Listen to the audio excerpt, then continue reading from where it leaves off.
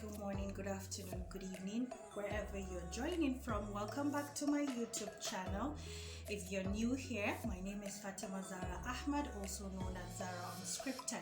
So I'm a mom, a caregiver of two special needs children who have different diagnoses, and I share with you guys my life journey caring for two special needs children, my daily activities, my routines, things we do, hubby and I, just to make life a little bit more comfortable for us and for the children. So please welcome to my channel. If you're new here, do hit that subscribe and don't forget to click the bell icon. It's always going to notify you whenever I upload a new video. So in this video, I'm going to be sharing my weekly routine with you. It's more or less the week recap, how my week was. It was an eventful week actually. It was fun, along the way it was sad, it was highs and lows and everything. I was extremely exhausted yesterday. I had a marathon I needed to do, so basically it's all about my life to you guys, seeing how I go about my life caring for two special needs children. So the week started off really quite okay up until when a friend of mine lost her mom, and that was how it went down the drain. It was sad, we were with her and everything, and then came the high because my husband's nephew actually welcomed their first baby girl.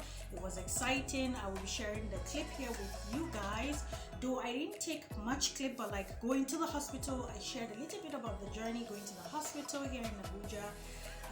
It was nice. Mom is doing fine, baby is doing fine, and of course the dad is also doing fine. We always tend to forget about the daddies. And honestly speaking, they get tired too, the ups and downs, going about, doing this, doing that, fixing this, fixing that. It really isn't easy actually, so we need to be actually giving them credit also. So yeah, basically what we tend to do, like when my husband gets back from work, we actually carved out a time where we take the kids out either for a walk or we just stay at home in the compound. There's going to be a clip there where we went out with the kids. My hubby was carrying Ismail, I was carrying Tatam, who is Hannat. We had fun time, something funny happened. Tatam is quite an explorer, she likes outdoors, she loves outdoors. So that particular day we went out in the evening and she saw a cat and she was so amazed. Like, she was looking at the cat and the cat just passed by and she was looking at me as in, Mommy, can you tell her to come back? So it was fun, when you have kids, sometimes we see them different because definitely their development is not the same as ours. But believe me, my daughter knows a whole lot more than I think she does. She doesn't talk yet. She's non-verbal. Not really non-verbal. She babbles actually. She can say daddy, and virtually that's the only thing she can say. And I noticed actually my daughter learns words by rhyming. So if we want her to learn a new word, we have to sing the word to her, because she's also actually on the watch for autism, because sometimes Down syndrome comes with autism.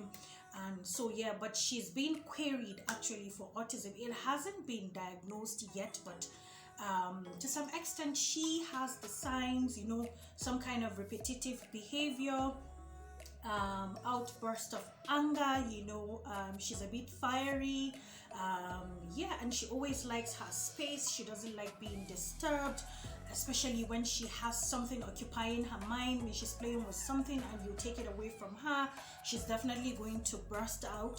She can she does cat fight. She can cat fight, she actually bites when you get on her nerves.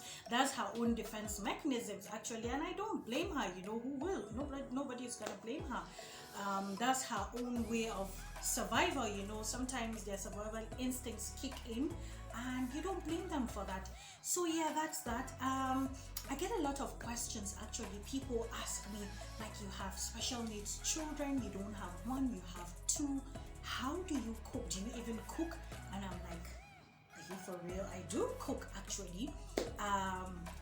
I don't want to hype myself, but like, I know I'm a good cook. I'm a self-taught self-taught cook. Actually, I started cooking at the age of 9, and that is a funny story. And I'm going to be sharing the story with you guys before I share the clips of how my week went by. I started cooking at the age of 9, so I'm always this kind of like, growing up, I was the kind of child that was curious. When my mom was in the kitchen cooking, I was always in her business. Mommy, how can I do this? How can I do that? How can I help? So it started actually from giving me potatoes to peel with table knife. As blunt as it was. It was frustrating, but I think my mom was actually being careful because we were quite young. She didn't want to risk giving us an actual knife so we don't have accidents, you know. And so we started learning how to peel potatoes with table knives, and then we graduated to potato peelers, and then actually we then graduated to having the actual knives to peel our potatoes, cut them into shape and fry, or whatever you want to do with them. So I remember when I was 9 and my younger sister was 7, we did something really funny, but not really funny actually. We wanted to cook on our own because we thought we had mastered cooking, and then we want to be the ones to cook food. And so we stole our mom's stove, because back then, you know, my mom had a cooker, but she had a stove, kerosene stove actually. Why? Because sometimes in the middle of cooking you run out of gas. You don't have to wait for someone to rush go get you gas before you finish up cooking, so she always had a backup plan. I also have a backup plan actually. After having a cooker gas, I have 2 small camping gases, because I hate it when I'm cooking, especially in the morning when you have to rush breakfast for your husband and your child who goes to school, and then you run out of gas. It's frustrating. So I do always have a backup plan. I have 2 small camping gases always filled up, ready to go. So at that time, because there wasn't any camping gas back then, when I was 9, my mom had a kerosene stove. So what we did with my sister was we went to the store, we took the kerosene stove, we went out, we picked a tuber of yam, some knives, palm oil, salt, and Maggi, and I think that was all. Then water, obviously, to cook the yam. And so we went out, and you know, the stupidest thing we did was, because we didn't want to be caught, because we knew if our mom saw what we were about to do, we were going to get the lashing of our lives, because our mom was actually, she is still strict actually, very strict and disciplined. So we went out, like there's a place where our laundry man used to iron clothes after washing them. It's a table, and so we went under the table, got our stove, did everything, peeled our yam, cut them into cubes, put in the pot, add some water, salt, Maggi, and palm oil, and that was it.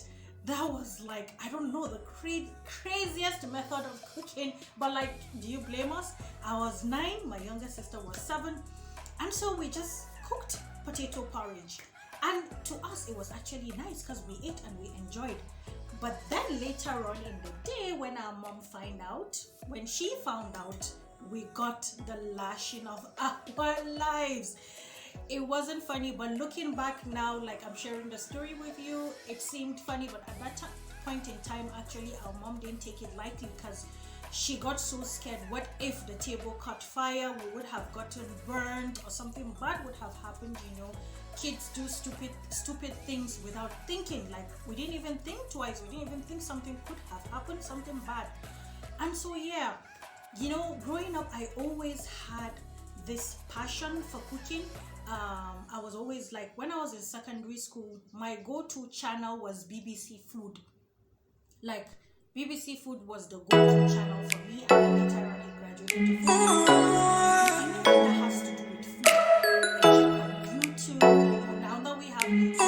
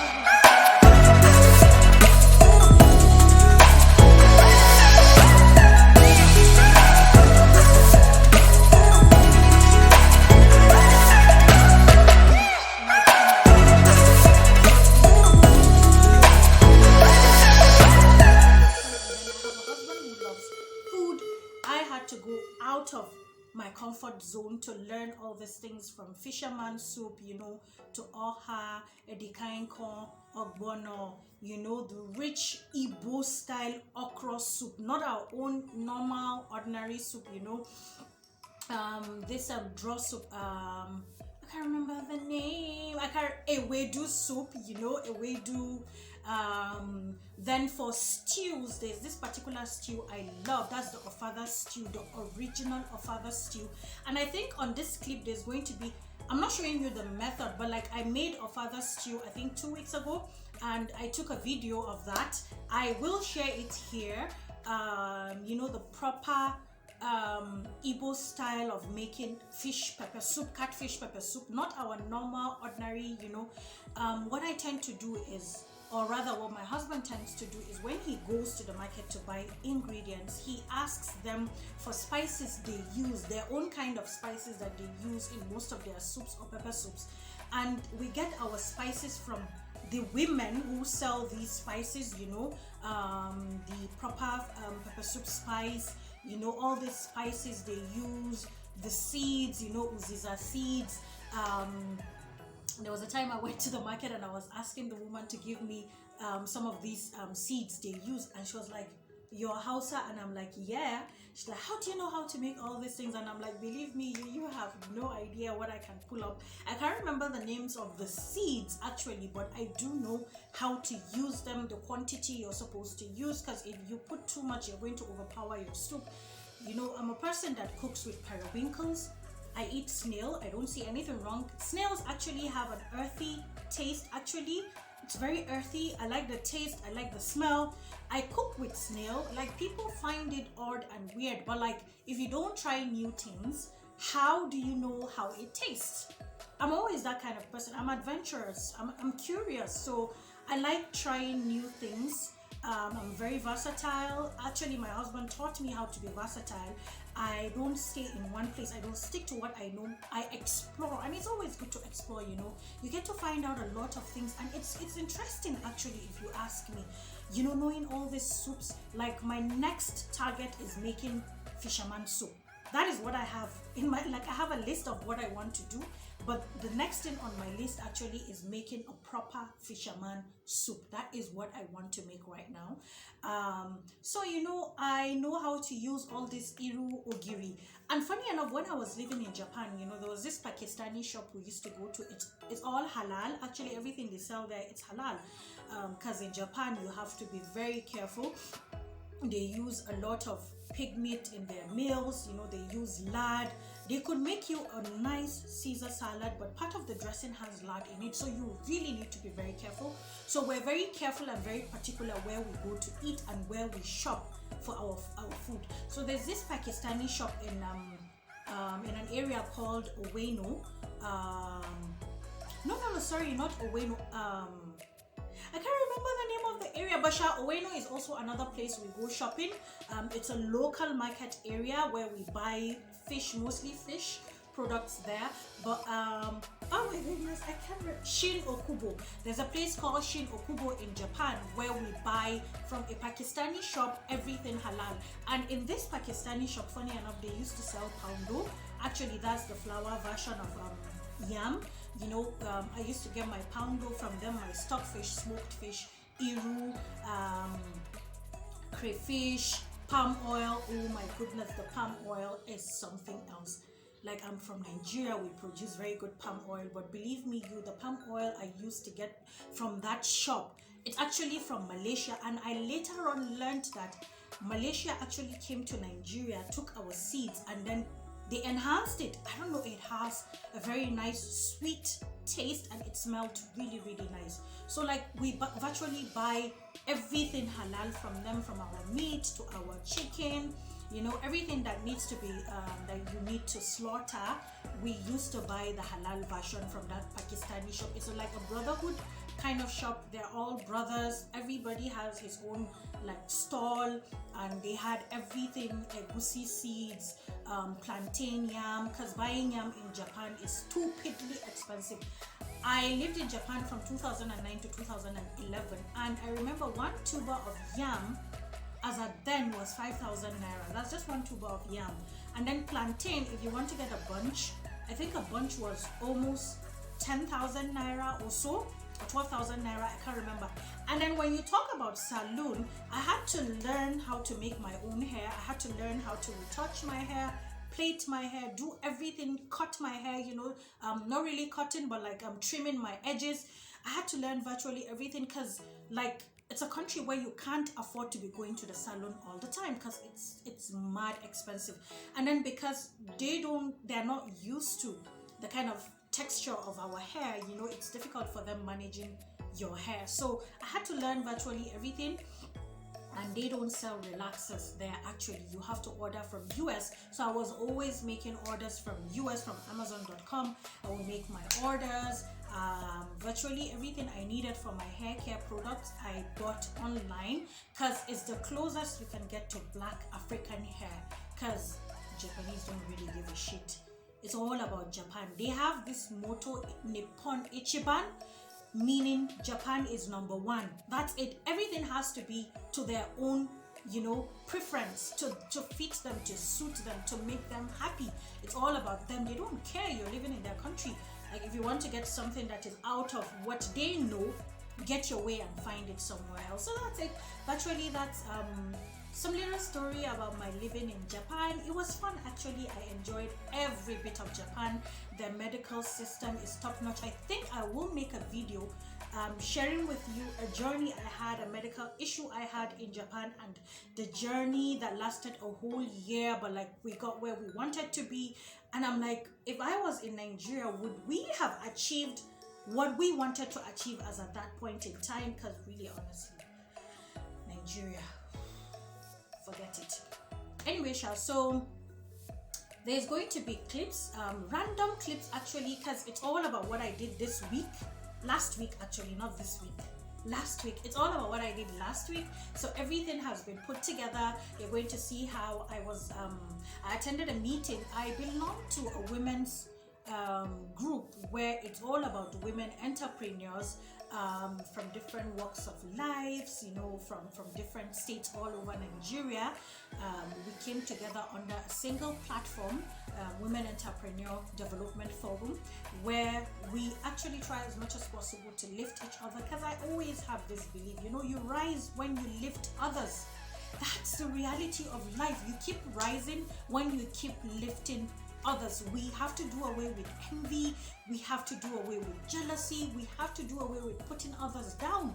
The more you put others down, the more you put yourself down, and that is the reality of life. It's a vicious cycle actually. What you do comes back to you. It goes around, like whatever goes out goes around, and it comes back to you. It's a cycle. It doesn't have an end. It keeps going around and around and around. So try as much as possible to be good. Try as much as possible to lift others. Whatever it is, you know, like maybe you have a friend that is running a business, hype her business, you know, advertise for her, you know, be her number one cheerleader, be her fan, be her biggest fan actually. You know, it says a lot about you as a person. That's the reality of life. It says a lot about you as a person. So this group actually was brought together by one of my friends, Halima Zubair, and she is doing an amazing thing actually.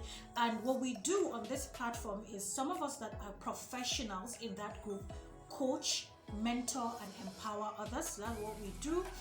There's a lot of empowerment, mentorship programs, coaching, you know, sharing tips, you know, how to run your businesses, how to run ads on Instagram, on Facebook, on Twitter, whatever you're working with, whatever it is you're working with. Nowadays we're trying to see how we can make women come on board, especially on TikTok. There's a lot people don't know. It's not all about going to TikTok and dancing, you know, wearing tight fitted clothes and making stupid things on TikTok, making people curse you out and stuff.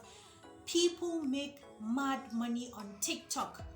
A lot of Arewa women don't know YouTube, and they don't know there's a lot you could do on YouTube.